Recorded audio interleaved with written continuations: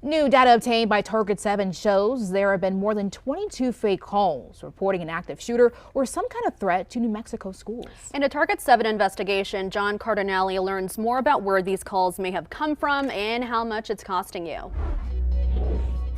We were the first to tell you about how 5 New Mexico high schools were put on lockdown after someone called 911 reporting an active shooter. Our investigation found that law enforcement experts believe it's the same person who made similar calls throughout the country. And so far, no one has been charged. And now one company that's tracked more than 500 of these calls is telling us the calls could be literally coming from half a world away. Remember these calls? They were placed at 5 different high schools in February in Bernalillo, 3 students have been shot in the cafeteria. Rio Rancho, And 1 student picked up a gun and shot the other student in the cafeteria. and Santa Fe. He shot the 3 students in the cafeteria and he's just gone. We don't know where did he went. And other calls were placed throughout the country in Georgia, All classrooms get locked after they had gunshot. Ohio, They came to one classroom next to our classroom. He opened fire on the students. and Iowa. He shot the 4 students right now. I saw it. 4 students are bleeding. I see blood on the bathroom. Law enforcement expert Paul Zeig told Target 7 he believes there's a connection. Those 3 calls, along with other calls through in other parts of the country, it definitely sounds like the same individual. And after seeing our story, this man reached out to Target 7 saying he might know the origin of the calls. They sound like the Ethiopian group that we've been tracking. That call is, their pitch is fairly standard. Some of the others are a little more sophisticated, but the Ethiopian group is the most active right now. How specifically have you been able to track those groups and the origin of which those calls are coming from? Some of them we're able to get pretty narrow focused. Some of them we can narrow it down to a city of where they're coming from.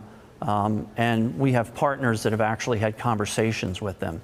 Sometimes they like to brag about how successful they are. Don Beeler owns a company that's been tracking swatting calls throughout the country, and he sells technology he says can help schools and police dispatchers determine if a call is fake. But those making the calls are also using technology of their own. Is AI technology playing a role in any of this? It is. One of the more recent, one of the groups is now overlaying gunshots. You can do background noise. According to Beeler's data, there have been 22 hoax threats placed at middle schools and high schools throughout the state.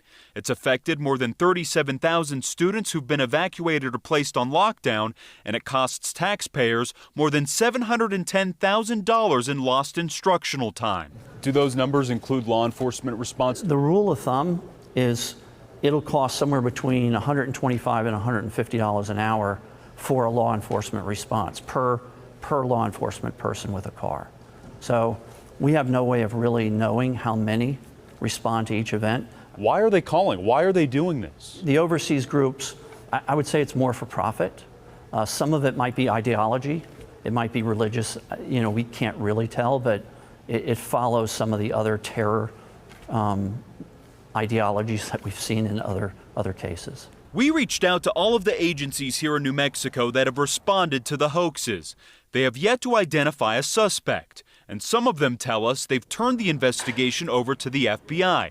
We reached out to them, and we've yet to get a response. Is anyone really investigating these calls? It sounds like they're very hard to go after. They are, and it takes a tremendous amount of manpower. And the minute they go through a country that's not friendly with the United States, it makes it even harder for investigators to pursue it. In March, a Washington state man who placed several swatting calls at homes, not schools, throughout the country was indicted.